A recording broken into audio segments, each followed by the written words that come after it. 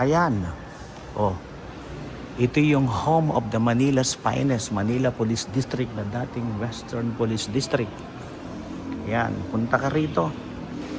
I-set ninyo, makipag-communicate kayo upang sa ganoon ay matuklasan ninyo kung saan nagmula at saan patungo ang Manila Police District.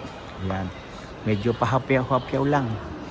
Para sa pagpunta mo rito ay ikaw mismo ang tumuklas, so makipag-communicate ka. Ayun yun.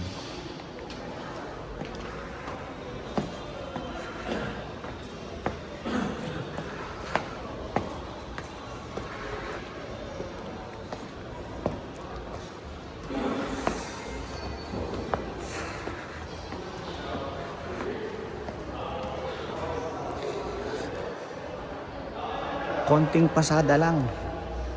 So, makipag-communicate ka for educational purposes or ano pa mang reason or purpose para malaman mo kung ano ang kasaysayan ng Manila Police District. Here at UN Avenue, Manila Police District, the Manila's finest.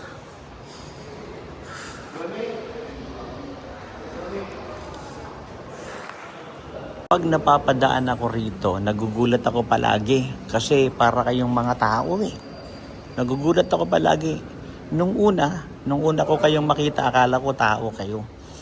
Pero sa patuloy kong pagpunta rito regularly, sanay na ako sa inyo na hindi kayo tao, pero minsan akala ko tao pa rin kayo, nagugulat ako.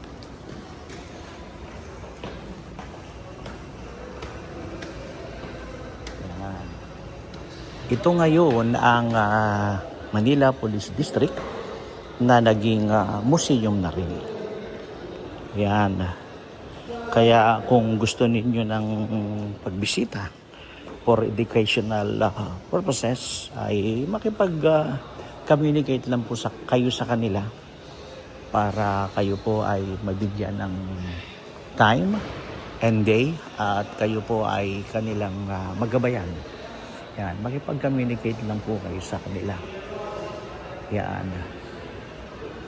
Museum of the Manila's Finest, Manila Police District Headquarters, home of the Manila's Finest. Ayan.